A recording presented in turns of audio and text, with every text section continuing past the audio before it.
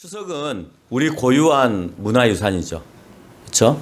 근데 그 고유한 문화유산은 하루아침에 만들어지는 것이 아니라 수천 년 또는 수백 년간 전통적으로 내려오면서 우리의 삶의 모든 전 영역을 양식화해야 그것을 문화다라고 얘기를 합니다.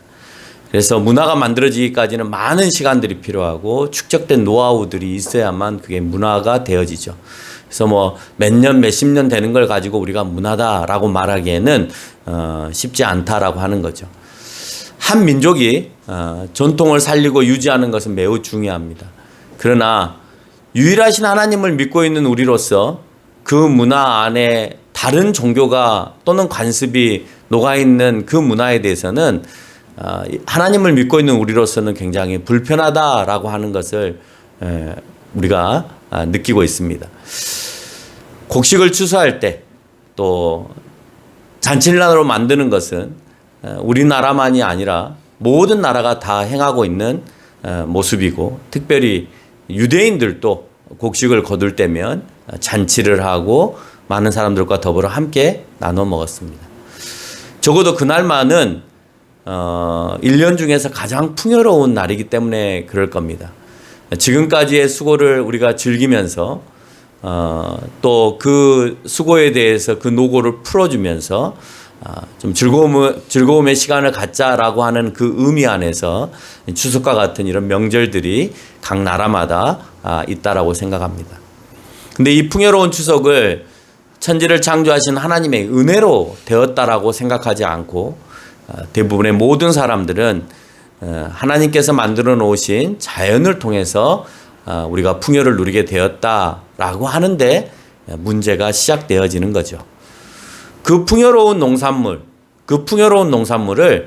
세상에 있는 사람들은 땅신, 하늘신, 비신 이런 신들이 주었다고 생각해서 농악대를 대동해서 찬양하고 또 제사를 지내는 그런 행위들을 하게 됩니다. 그리고 그날에 우리는 가족들이 모입니다.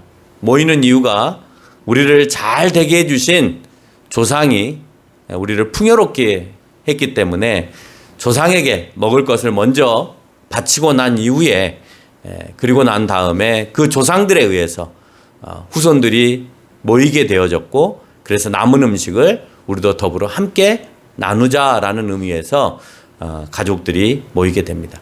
그래서 그것까지도 감사하죠. 우리가 조상에게 제사를 지내는 것, 이 일이 있었기 때문에 우리 가족들이 모이는 거 아니냐. 그렇기 때문에 우리가 조상에게 감사해야 된다. 우리가 이런 취지로 세상 사람들은 제사를 지내면서 그렇게 표현을 합니다. 그러나 진짜 어렸을 때부터 자녀들을 잘 양육하고 가르쳤다면 그때가 아니더라도 또 제사를 지내지 않는다더라도 날을 잡아서 모일 수 있는 일들은 얼마든지 우리가 만들어낼 수 있다라고 생각할 때, 굳이 제사를 지냈기 때문에 그 조상이 우리를 모이게 했다라고 하는 해석은 좀 잘못된 표현이다. 그래서 믿는 사람마저도 그렇게 표현한다는 것은 성경을 잘 알지 못하거나 아니면 아직 신앙이 없기 때문에 그렇게 표현할 수 있다라고 생각합니다. 그러나 여러분이 이제 믿음이 더 들어가고 신앙이 더욱더 커져지면 그런 표현이 하나님 앞에서 잘못되었다라고 하는 것을 알게 될 거고, 될 수 있으면 그런 표현을 안 하려고 노력을 할 것입니다. 이렇게 우리가 죽은 조상에게 지극정성을 드리듯이 살아있는 부모님에게도 이제 잘하라고 강요를 하죠. 제사를 지내고 나면 반드시 어른들이 하는 소리가 그렇습니다. 내가 우리 돌아가신 어머니, 할머니, 증조부, 고조부에게 이렇게 제사를 지극정성으로 드리는 것처럼 너희들도 앞으로 네 부모에게, 네 형제들에게 잘해라. 꼭 그 한마디를 더 하고 이제 끝냅니다. 근데 이게 그 말이 나쁜 것은 아니죠. 부모에게 잘하라, 형제들에게 잘하라. 그건 성경에도 있습니다. 그건 나쁜 것이 아닌데, 중요한 건 그렇게 표현하는, 제사의 의식 앞에서 그렇게 표현하는 것은 지금까지 우리가 가지고 있었던 유교적인 전통 가운데에서 표현하는 것이기 때문에 잘못된 거다. 같은 부모를 공경해라 라는 의미 안에서도 제사상 앞에서 하는 것과 그렇지 않고 성경의 근거에서 말하는 부모의 공경은 분명히 다른 것입니다. 그런데 그걸 똑같은 것으로 생각하여서 똑같이 해석을 하는 것은 옳지 않다라고 하는 거죠. 그래서 유교적 의식 안에 배어 있는 부모에게 공경하라, 형제들에게 잘해라 라고 하는 것과 성경 안에 담겨져 있는 부모의 공경과 형제의 우애에 관한 얘기는 분명히 다른 거기 때문에 제사상 앞에서의 부모의 공경이나 형제들과의 우애에 대한 얘기는 옳지 않은 표현이다라고 하는 것입니다. 그래서 우리는 그것을 모든 종교가 녹아있는 그런 명절 안에서 이루어지는 것이 아니라 그런 종교가 그 안에 녹아있지 않은 상태에서 우리가 성경적으로 자녀들에게 할 필요가 있다라고 하는 겁니다. 추석은 가족이 모이고 선물이 오가고 용돈이 오가는 아주 좋은 날입니다. 그래서 그 어느 때보다도 풍성합니다. 비록 쓰는 사람도 당연히 그날 쓰기 위해서 어찌 보면 몇 달 또는 뭐 1년의 절반 정도를 잘 준비해서 그날 쓰기 위해 노력을 합니다. 과거에는 명절에 자식이 내려오지 않으면 동네 사람들이 쌍놈이네, 불효자식이네, 자식 잘못 키웠네 이런 막말을 막 쏟아냅니다. 그리고 과시라다 하듯 조금 잘 키우는 자식들은 보라는 듯이 시골에 올 때 좋은 차를 몰고 오고 좋은 옷을 입고 와서 성공한 것처럼 가장하면서 갑니다. 그런데 돌아갈 때는 반드시 아버지의 땅을 좀 팔거나 아니면 여러 채의 집 중에 한 채를 팔아서 갖고 가면서 자기가 그 차를 유지하고 그 좋은 옷을 유지하기 위해서는 아버지의 재산도 좀 필요하다라는 식으로 재산을 조금 이제 가지고 가는 이런 모습도 추석 가운데 많이 일어나고 그것을 주냐 안 주냐를 가지고 명절에 또 싸우는 행위들도 각 집집마다 일어나는 것을 우리가 보게 됩니다. 그래서 송공하지 못한 친척들은 기가 죽어서 아예 밖에 출입도 못하고 친척 집에도 못 가죠. 선물도 좀 저쪽에서는 뭐 소고기를 이렇게 가져왔는데 내 자식은 출세를 못해서 뭐 돈이 없어서 생활이 어려우니까 뭘 못 갖고 가는 거예요. 그러니까 고향에 가도 그 주변의 친척들이나 이웃들에게 얼굴을 보일 수가 없어서 그냥 골방에서 감춰서 그렇게 생활을 해야 되는 집 밖에 나오지 못하는 그런 안타까운 모습들을 우리는 명절 가운데 조상이 줬다는데 조상이 그 후손들을 굉장히 비참하게 만드는 그런 시간들로 이루어져 가는 것도 또 사실입니다. 재작년까지만 하더라도 명절에 하지 말아야 될 인사말들이 있었습니다. 애인은 있냐? 직장은 잡았고 돈은 모았니? 어느 대학에 합격했니? 이런 말들은 명절에 절대 사용해서는 안 되는 인사말입니다. 제가 여러분에게 사용한 거 아닙니다. 재작년까지 그랬다는 겁니다. 그런데 그 문화를 코로나 바이러스가 다 잡아먹었습니다. 그래서 오늘 제목이 뭐냐면 문화보다 더 무서운 바이러스입니다. 이제는 고통스러운 질문을 받을 사람이 코로나를 핑계로 해서 고향에 안 가도 됩니다. 그런 질문 안 받기 위해서 안 가고 싶었는데 이제는 안 갈 명분이 생겼어요. 그 명분이 뭐냐? 코로나가 이제 창궐했습니다. 그래서 시골도 안 온다 그러면 오면 좋은데 안 오면 더 좋고 이제 이렇게 돼버린 거예요. 예. 그래서 코로나가 핑계가 되어서 고향에 안 내려가는 풍습이 재작년부터 일어나고 있는 겁니다. 풍요도 좋지만 음식을 해야 되는 고단함도 없어졌습니다. 네. 긴 거리를 왕래해야 되는 수고로움도 없어졌습니다. 그 머리가 무겁죠. 한번 왔다 갔다 하려면 저 멀리 해남까지, 저 멀리 완도까지, 저 멀리 순천까지, 저 멀리 목포까지, 저 멀리 부산까지 내려갔다 와야 되는 것은 운전자로서는 굉장히 피곤한 일이죠. 매번 반복해서 듣기 싫은 많은 질문들, 앞서 말했던 그런 질문들을 안 들어도 되니까 좋겠죠.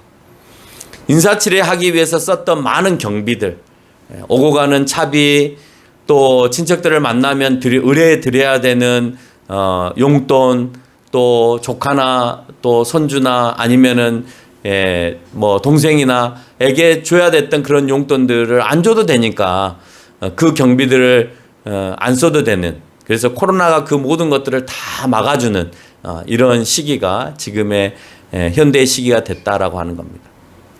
이 또한 새로운 문화로 변화될 것이라고 생각합니다.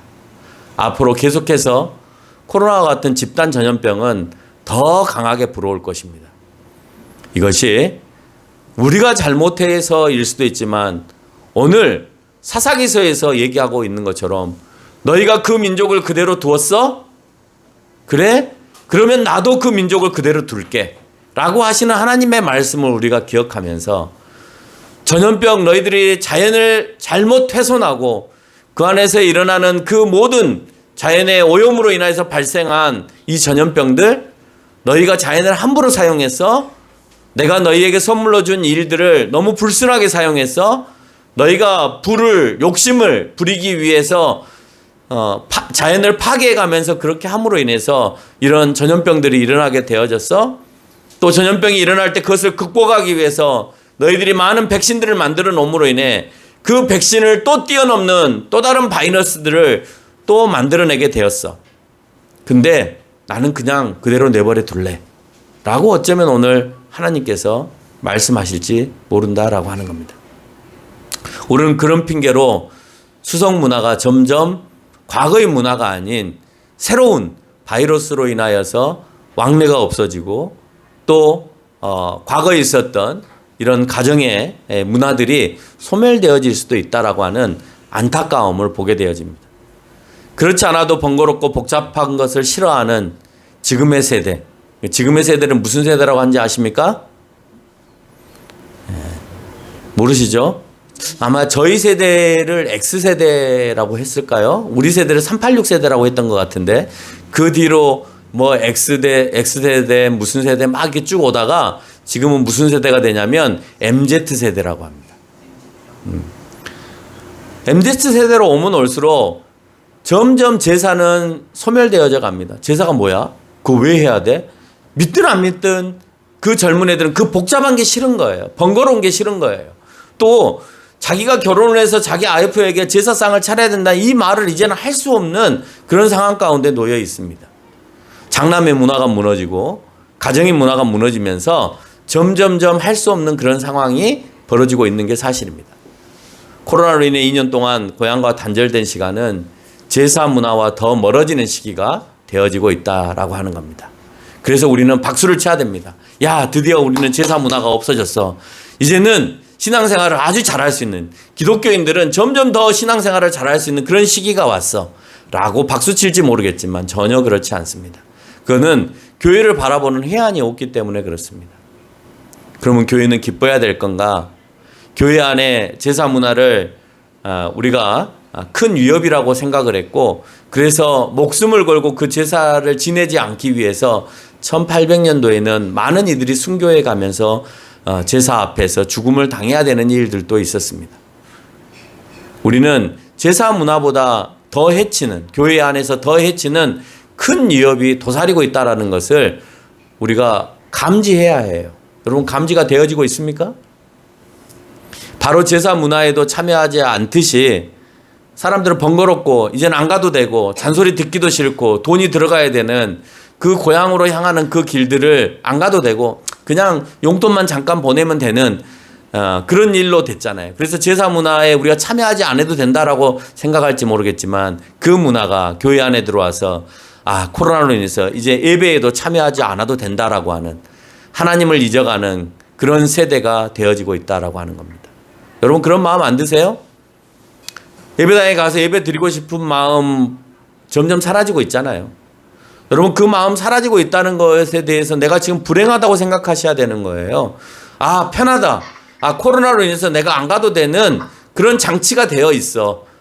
안 온다고 해서 누가 나에게 뭐라 할 사람 하나도 없어 라고 생각할 것이 아니라 내가 못 간 것에 대한 안타까움이 우리 가운데 있어야 되는데 그렇지 않으면 오늘 사사시대의 모습들과 전혀 다르지 않다라고 하는 거예요.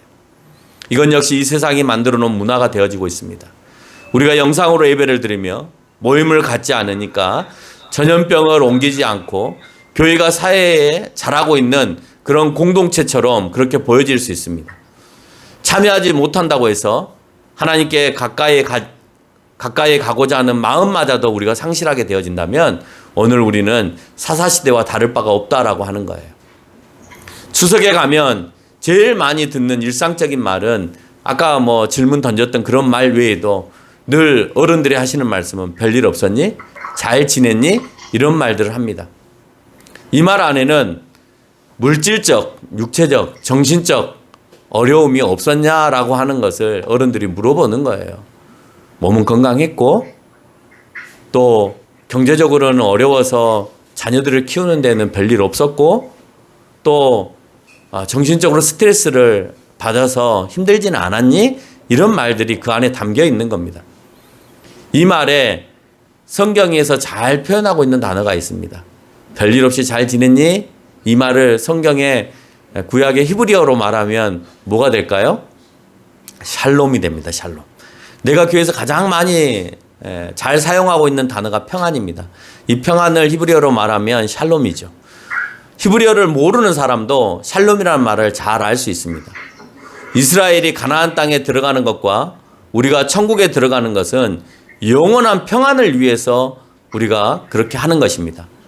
그 평안을 얻기 위해서 가나안 땅에 들어왔는데 사사기를 읽어보면 평화롭지 않다. 사사기서에서는 침략과 전쟁사라고 해도 과언이 아닐 만큼 그렇게 평화롭지 않은, 어떻게 보면 가장 평화로워야 되잖아요.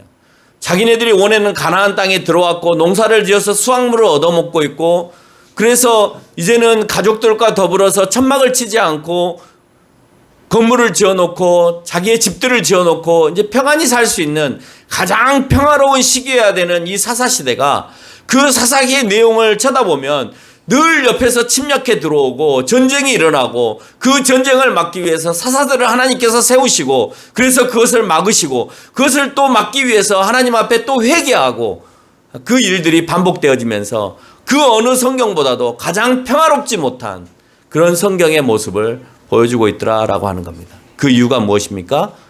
성경은 얘기합니다. 다음 세대가 잘못 살고 있기 때문이다라고 표현하고 있습니다. 하나님께서 예배를 잘 드리는 이 세대가 하나님의 은혜가 무엇인지 경험하는 세대가 아닌 자기 노력으로 이루어졌다라고 생각하는. 왜? 요단강을 건너오는 것은 자기 부모의 세대가 한 것이고, 이 땅 안에서 살아가고 있는 것은 지금 우리 후대의 세대가 하고 있기 때문에 내가 노력해서 했지, 내가 노력해서 이 땅에서 수확물을 얻었지, 그 수확물을 얻기 위해서 그 땅을 누가 주었냐를 생각하지 않고 지금 내가 이 땅에서 열심히 노력해서 농사를 지어서 살았지라고 하는 생각이 그 젊은 세대가 지배하고 있다라고 하는 겁니다. 내가 잘나서 이만큼 됐다고 생각하면서 부모 세대가 철저히 믿고 있었던 여호와의 말씀을 경홀히 하는데, 오늘 샬롬의 지역이 샬롬의 세대가 돼야 됐던 그 300년간의 그 사사시대 가운데에 오늘 그들에게 있어서 샬롬의 시대가 되지 않고 엔샬롬의 시대가 돼버리는 그런 모습이 되었다는 거예요. 그 다음 세대를 성경은 어떻게 소개하고 있냐? 오늘 사사기 2장 10절의 말씀에 보니까 그 다음 세대가 아닌 다음 세대로 소개하고 있습니다. 그래서 다른 세대는 여호와를 알지 못하며 여호와께서 이스라엘을 위하여 행하신 일도 알지 못하였다라고 말씀하십니다. 3장 1절로 2절의 말씀에도 보니까 가나안의 전쟁을 알지 못하는 이스라엘의 자손의 세대 중에 아직 전쟁을 알지 못하는 자들이라고 표현하면서 과거에 자기 아버지 세대가 경험하지 못한 그 세대들을 오늘 설명하고 있습니다.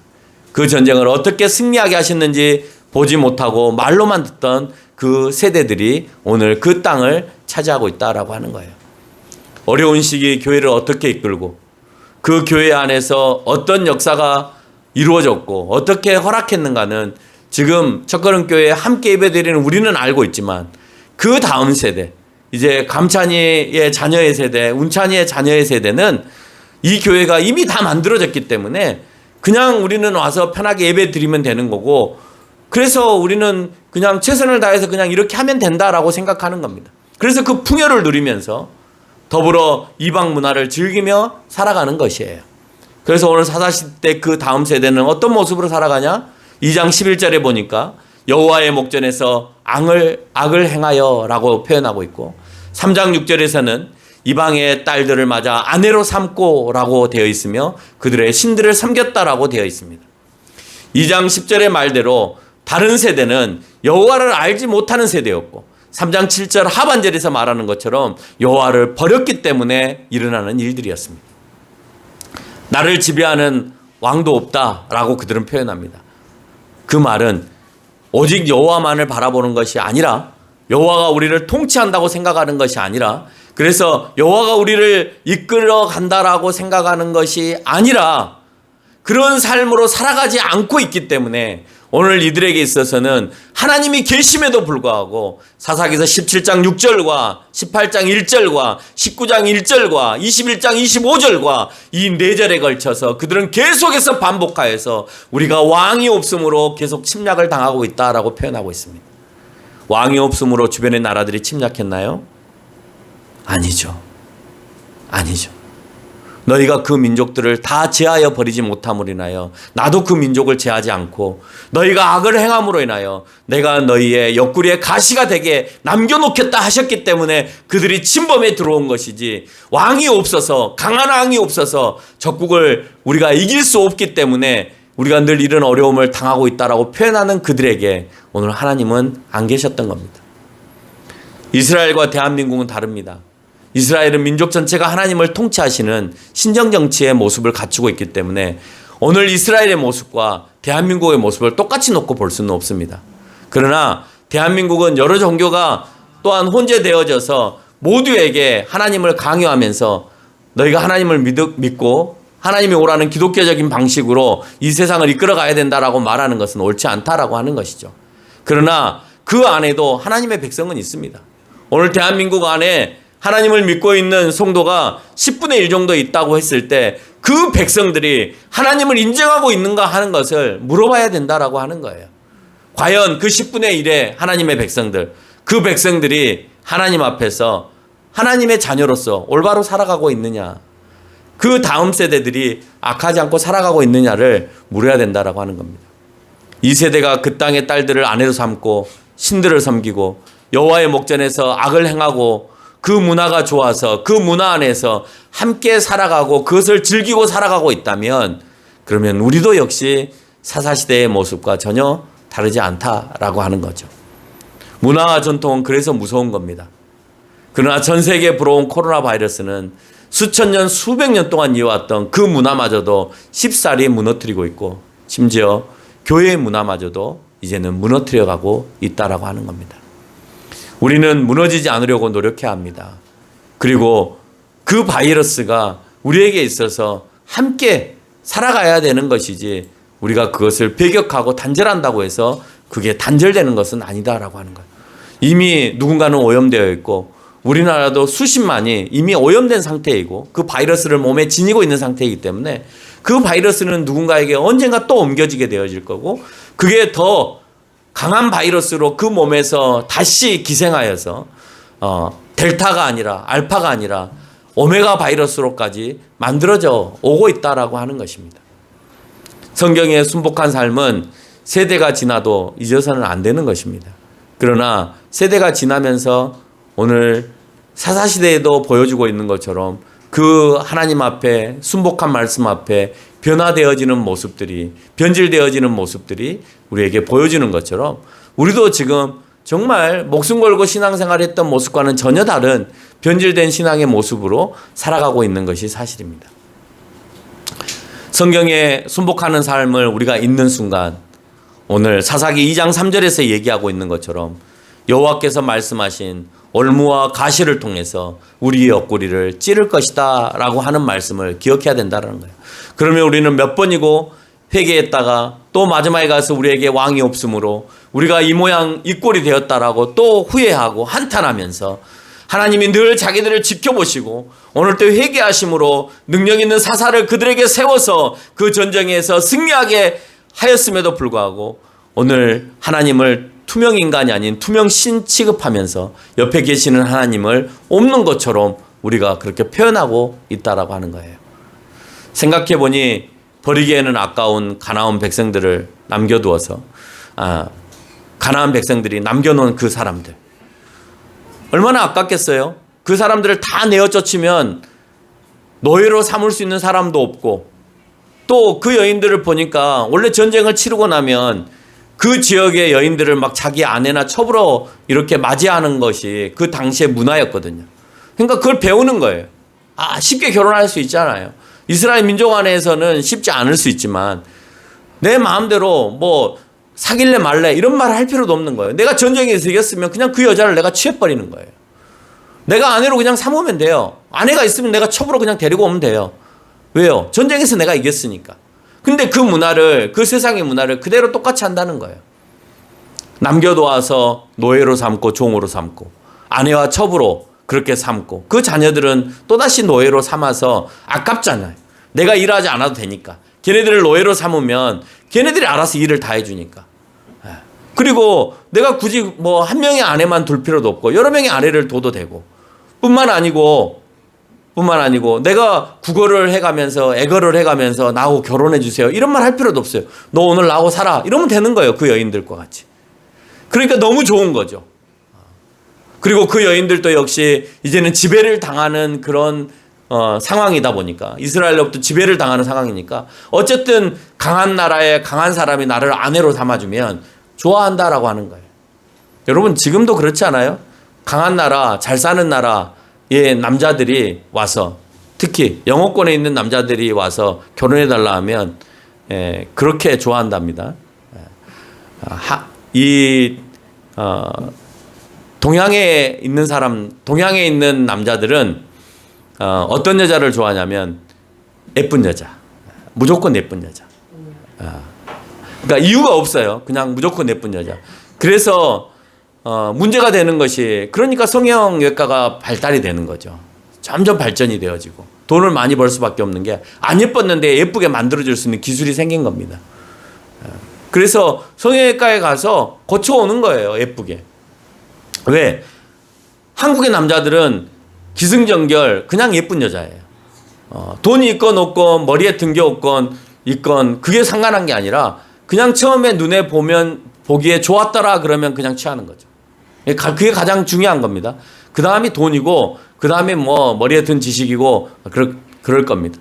대부분 다 아무리 머리가 좋고 돈이 있어도 안 이쁘면 많이 고민을 합니다. 그런데 한국의 여성들에게 물었습니다.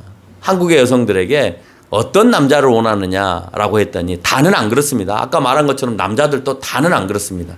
저같이 인물을 보지 않고 결혼하는 경우들도 있기 때문에 다는 그렇지는 않습니다. 그러니까 여성들도 마찬가지입니다. 다 그렇지 않습니다. 다 그렇지는 않은데 대부분의 여성들이 어떤 대답을 하냐면 한국 사람들은 세련되지 못했다라고 생각을 해요. 요즘에는 세계화 됐잖아요. 그래서 외국에도 자주 이렇게 다녀보고 젊은 사람들이 돈은 모을 생각 안 하고 집을 얻을 생각은 안 하고 방학이나 휴가 때 외국 나갈 생각을 하거든요. 물론 그것도 코로나로 인해서 발목이 잡혀서 못 나가고 있습니다만은 바캉스 기간이 되어지면 외국으로 나가는 것을 일상화하고 있는 것이 젊은 세대들이에요. 너무나 쉽게 너무나 자연스럽게 나갑니다. 그리고 외국 사람들하고 접합니다. 그랬더니 너무너무 매너가 좋거든요. 외국 애들이 정말 매너가 좋습니다. 매너가 좋으니까 그 여성들이 배우자를 선택할 때 대부분 무엇으로 표현하냐면 영어권의 남자들이면 좋겠다라고 생각합니다. 그래서 영어권의 남자들이 영국이든 미국이든 호주든 뉴질랜드든 단 아닌 곳이 있습니다. 인도, 필리핀 이걸 제외한 서구 백인 문화를 가지고 있는 그 남자들이 와서 당신하고 사귀고 싶다 그러면 백발백중 넘어간답니다. 백발백중. 우리 박희준 선생님 절대 아니라고 고개를 나는 토종이 좋다고 막 이렇게 하고 있습니다. 여러분 다 보이시죠? 우리 교회 카메라가 있어서 방금 다 목격했을 겁니다. 나는 토종이 좋다고 해남에 농사 짓고 있는 그 남자가 좋다고 내가 그 남자 한 명을 건져줘야 되겠다고 지금 고개를 살래살래 돌렸습니다. 대부분 그렇답니다. 한국 남자들은 예쁜 여자, 한국 여자들은 영어 잘하는 남자 이걸 우선시하고 살아가고 있는 그런 지금 상황이다라고 하는 거예요. 그게 옳지 않은 문화죠. 사람을 사람으로 대해야 되는데 무엇을 잘하느냐, 무엇가 좋느냐로 사람을 판단하는 것이 옳지 않다. 정말 내 마음을 이해해주고 내 마음을 또 알아주고 또 내가 가고 있는 생각과 상대방이 가고 있는 생각이 또 일치가 되어지고 그래서 결혼을 해야 되겠다 라고 생각하고 결혼하는 것이 맞는 것이지, 외모를 보거나 아니면은 영어를 잘하는 어떤 조건이 되어서 결혼을 하거나 그 사람을 사귀는 것은 옳지 않은 그런 모습이다라고 하는 겁니다. 그래서 2장 20절로 21절에 보니까 조상에게 명령한 언약을 어기고 나의 목소리를 순종하지 아니하였은즉 나도 이방 민족을 다시는 그 앞에서 하나도 쫓아내지 않고 너희가 이제는 전쟁에 승리하여서 몰아내지 못하고 너희의 올무와 가시가 되겠다라고 표현하고 있습니다. 여러분, 내가 안 쫓아낸 것처럼 보여지지만 이제는 네가 쫓으려고 해도, 네가 이 사람들을 다 쫓으려고 해도 이제는 쫓을 수 없어. 그래서 사사들이 전쟁에서 이겨서 모압 백성들도 암몬 자손들도 블레셋 사람들도 전쟁에서 이겨보지만 또 그들이 힘을 가다듬고 다시 또 들어와서 계속해서 괴롭히고 계속해서 괴롭히는 일들을 하고 있다라고 하는 거예요. 하나님이 싹 쓸어버리게 해줄 수도 있는데 그렇지 않는다는 거예요. 너희가 아무리 그 사람들을 이제 내어 쫓고 싶어도 이제는 내어 쫓을 수 없어. 내가 내어 쫓지 못하게끔, 너희가 전쟁에서 완전히 승리하지 못하게끔 나는 그대로 내버려 둘 거야. 그래서 너희가 회개하고 하나님 잘못했습니다, 내가 지금 악한 이 모습들을 하지 않겠습니다 라고 할 때 그 순간만 내가 이기게 해줄게. 그러나 그들을 내가 다 내어 쫓지 않을 거야. 왜? 너희들이 내 말에 불순종했기 때문이다 라고 하는 겁니다. 그리고 그것을 평생 놔두고 너희의 올무와 가시가 되어져서 너희를 자꾸 찌르게 해서 하나님을 기억나게 할 거야. 하나님이 쫓으라고 했지, 근데 쫓지 않았어. 내가 내 유익을 위해서 그들을 종으로 삼고 아내로 삼고 첩으로 삼기 위하여서 내가 그들을 내버려 뒀어. 그러니까 나도 너희가 계속해서 그 어려움을 당할 수 있게끔 내버려 둘 거야 라고 얘기하는 겁니다. 결론을 맺겠습니다. 가나안 땅에 들어와서는 조상들에게 들었던 그 땅에 들어가면 어떻게 해라 라고 이론으로 배웠습니다. 가나안 땅에 들어오기 전에는 이론으로 배웠어요. 그 땅에 들어가면 하나님께 어떻게 해라라고, 그 민족을 어떻게 하고 그 족속들의 그 여인들을 어떻게 하고 그 남편들을 어떻게 대하고 또 그곳에 있는 상황들을 어떻게 하고 하나님 앞에 어떻게 예배를 드리고 하는 것을 이론으로 배웠어요. 아직 그곳에 도착하기 전까지는, 광야에서 생활할 때까지는 모세를 통하여서 이론으로만 배웠습니다. 이제 도착했습니다, 정착을 했습니다, 그 민족이 해야 되는 것은 실천이었습니다.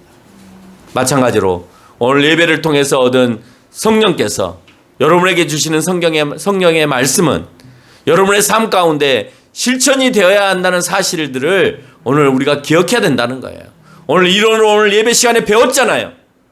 오늘 성령을 통해서 여러분에게 말씀하셨잖아요. 마음의 감동을 주셨잖아요. 그 감동을 주신 그 말씀이 오늘 내 삶의 실천의 신앙이 되어서 움직이지 못한다면 오늘 사사의 모습들, 사사시대 때 이스라엘 백성들의 모습과 전혀 다르지 않다라고 하는 겁니다.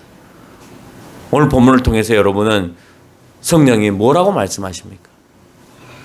뭘 어떻게 하기를 원하십니까? 뭐라고 가르쳐 주십니까? 여러분, 가르침을 받으셨습니까? 가르침을 받으셨으면 어떻게 실천하실 겁니까? 실천하지 못하고 내가 이론으로만 가지고 있다면 그건 아무런 의미가 없습니다.